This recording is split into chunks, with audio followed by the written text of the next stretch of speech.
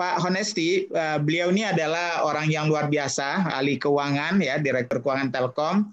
Kemudian karena kepercayaan negara ditunjuk menjadi Direktur Utama Kimia Farma, perusahaan farmasi terbesar BUMN dan juga merupakan leader ya dengan konsolidasi.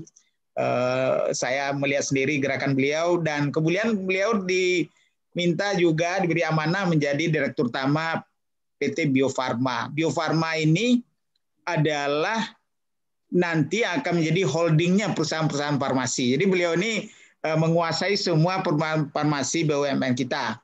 Dan tambah lagi karena COVID, posisi strategis dari Bio Farma menjadi sangat dominan ya. Karena ini tumpuan bangsa lah.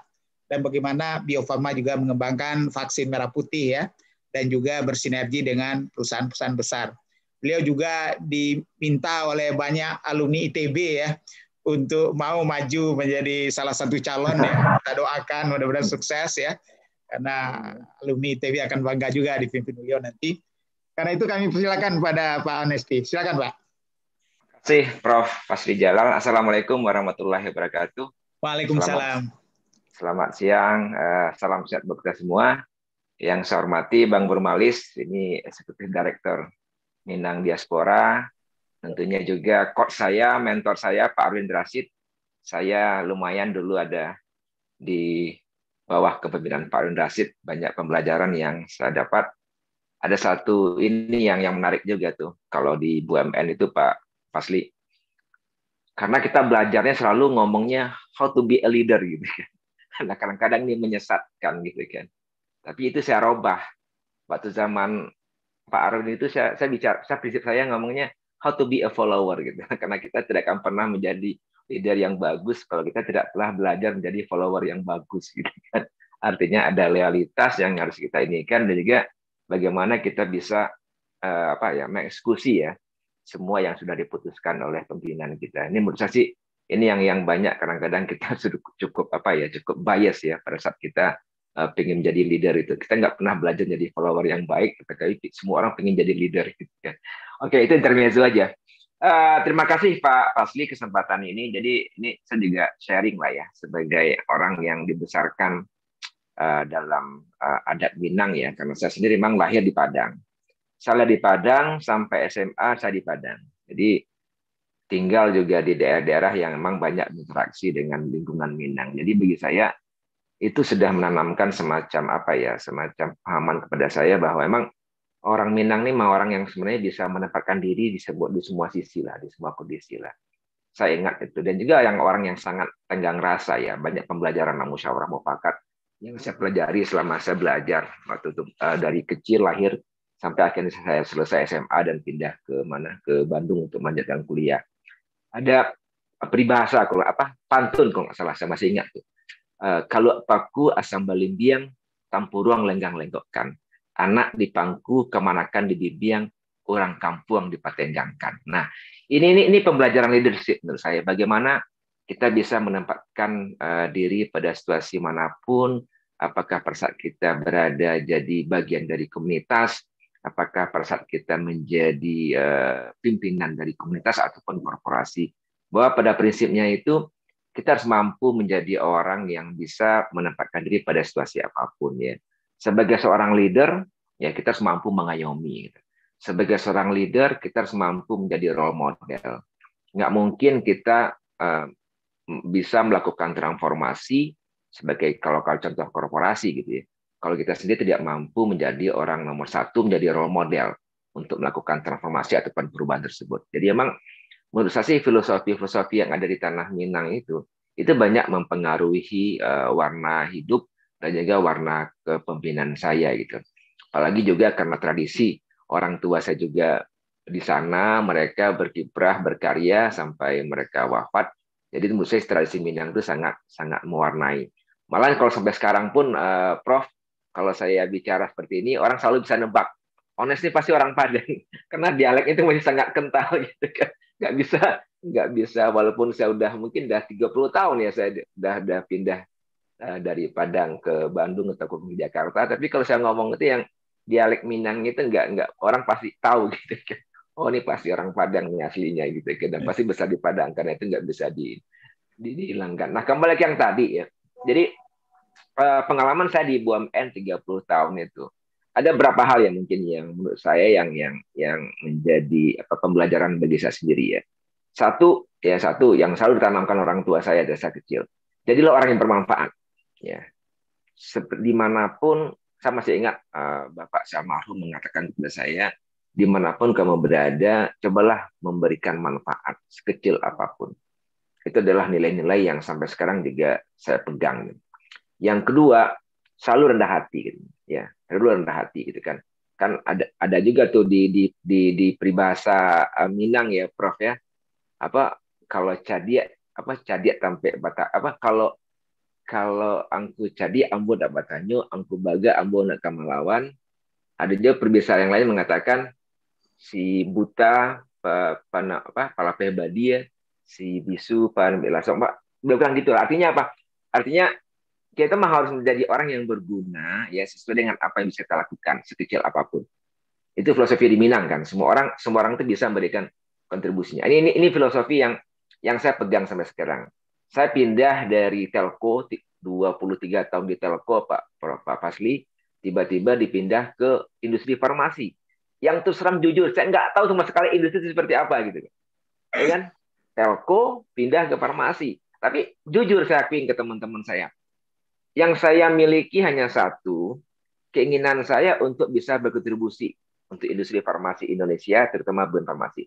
Jadi nggak sok tahu, nggak tahu kan industri seperti apa gitu kan, dengan 180 derajat. Tapi belajar dengan cepat. Nah itu juga saya belajar dari Pak Arwin. Pak Arwin itu dari bankers, ya, tiba-tiba masuk ke industri telco yang juga berbeda, tapi dia bisa melakukan switch itu dengan paradigm cara berpikir dengan cepat. Saya juga belajar banyak dari beliau gitu kan. Jadi belajar dengan cepat apa sih sebenarnya yang dibutuhkan oleh industri ini. Gitu. Nah, kemudian dari kimia farma, dari Telkom pindah kimia farma, pindah lagi ke bio farma, baru 2 bulan pandemi. Nah, ini kan. Jadi kita berhadapan pada situasi yang memang kadang-kadang itu membuat kita harus beradaptasi dengan cepat. Itu juga nih, menurut saya sih orang Minang itu orang yang sangat bisa beradaptasi dengan cepat, Prof. Itu pengamatan saya. Teman-teman saya banyak seperti itu, mereka berubah posisi, berubah industri, berubah pekerjaan. Tapi saya lihat mereka itu mampu beradaptasi dengan cepat, gitu kan. Karena mungkin filosofi itu sudah diajarkan kepada kita dari kecil. Jadi banyak pembelajaran yang Pak Fasli yang saya dapat ya sebagai orang Minang sendiri, dan saya bangga untuk itu. Banyak pembelajaran itu yang udah ada di adat Minang itu sendiri gitu kan. Adat Basandi Sarak Basandi Kitabullah itu kan mengajarkan kita tentang akhlak, tentang integritas gitu kan ya. Yang tadi saya sampaikan ya anak di pangku kemanakan dibimbing, orang kampung dipatenggangkan, itu juga menggambarkan bagaimana kita harus bisa memposisikan diri kita dimanapun kita berada. Dan banyak lain lah menurut saya sih apa yang saya pelajari dari gaya kepemimpinan Minang itu sendiri yang mewarnai diri saya sampai ada pada posisi ini. Dan yang terakhir mungkin masalah kolaborasi. Tadi Pak Prof. Fasli mengatakan kondisi pandemik ini memang luar biasa. Itu pembelajaran yang luar biasa bagi kita bahwa memang kita nggak bisa sendiri lah. Kita butuh kerjasama dari orang lain gitu kan. Bahkan Amerika pun sebagai negara terkaya, negara terhebat pun dia juga mengalami permasalahan sendiri kan. Dia juga butuh bantuan dari yang lain. Nah, inilah sebenarnya kolaborasi, inilah kata kunci menurut saya bagaimana nanti kita bisa mengoptimalkan kolaborasi ini. Dalam konteks Minang ya Prof ya, Minang diaspora, orang-orang Minang yang sudah tersebar dimanapun ya di seluruh dunia ini, kalau kita bisa bikin satu jejaring ya dan kita mengoptimalkan kredensial mereka yang udah ada, terus kita bawa konsep-konsep itu ke Sumbar ya. Kita serahkan ke pemerintah, kita bikin ruang-ruang diskusi, apa sih sebenarnya yang aspirasi orang Minang di luar terhadap Sumbar sendiri. Karena Sumbar ini kan juga memiliki kekuatan yang luar biasa sebenarnya gitu kan ya.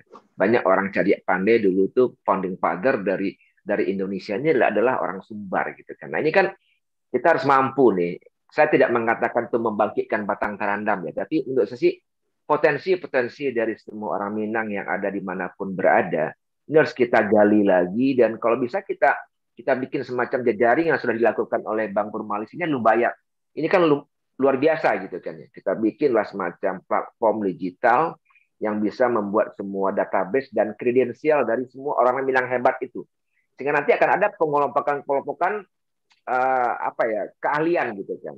Dan nanti kita serahkan ke pemerintah di Provinsi Sumbar, ke Pemprov, apa sih permasalahan yang di Sumbar nih? Ada loh sekumpulan orang-orang Minang dimanapun mereka berada, dan mereka sudah siap dengan segala keilmuan mereka, siap dengan segala kiprah mereka di industri, di masalah sosial, pendidikan, dan segala macam.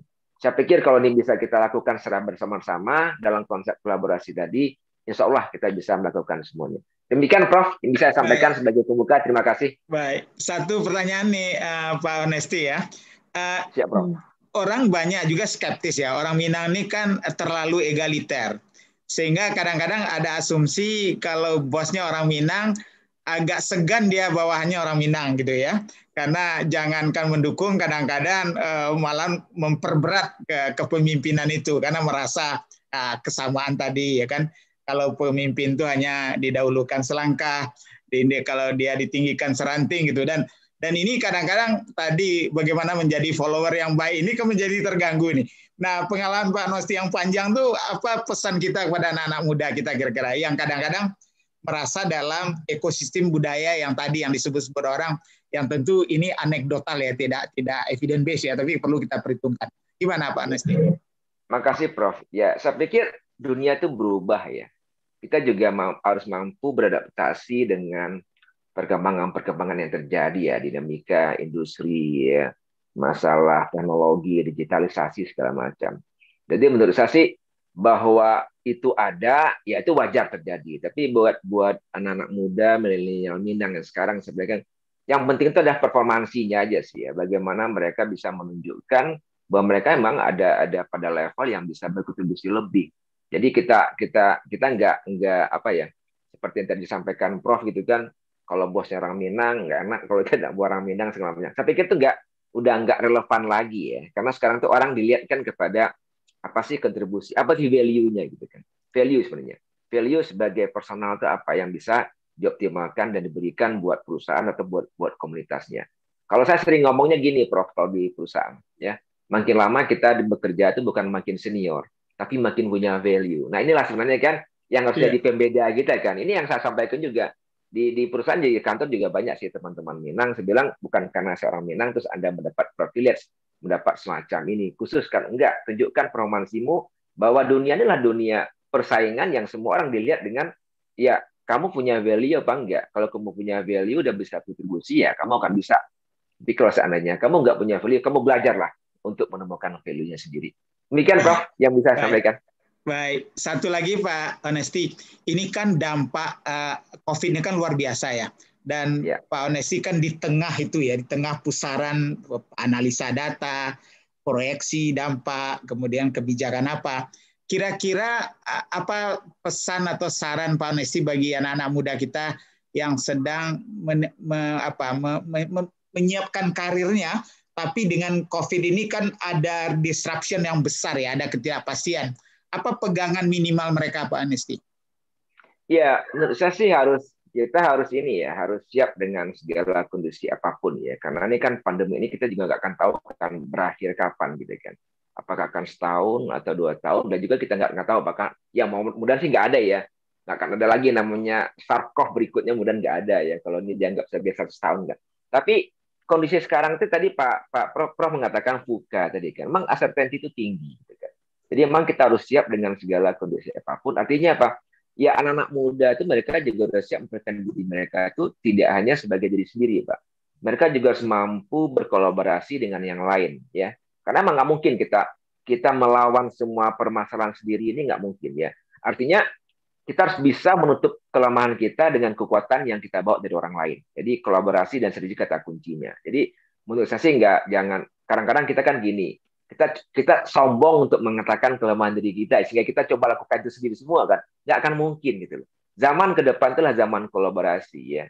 Kalau kita nggak bisa melakukan kolaborasi, kita nggak bisa melakukan sinergi, ya kita akan terlindas. Nggak mungkin lah, apalagi dengan pandemi yang luar biasa ini. Saya katakan tadi di depan ya, even Amerika pun nggak akan sanggup dia gitu kan untuk melawan itu sendiri. Dia butuh orang lain gitu kan. Nah kita juga dalam konteks individual juga seperti itu. Jadi jajaring, networking ya, komunikasi itu harus digalang dengan siapapun. Even dengan kompetitor kita terkuat pun, ya kan? Justru itu yang bagus kan, karena kita udah saling tahu kekuatannya. Jadi kata kuncinya itu, Prof, menurut saya sih ke depan itu memang kita harus mampu Kolaborasi berkolaborasi, ya untuk bisa kita lebih agile lah, kita bisa resilient kita untuk menjawab tantangan gitu. Terima kasih Pak Nesti. Silakan nanti teman-teman ya, Pak Nesti juga hanya 1 jam bersama kita.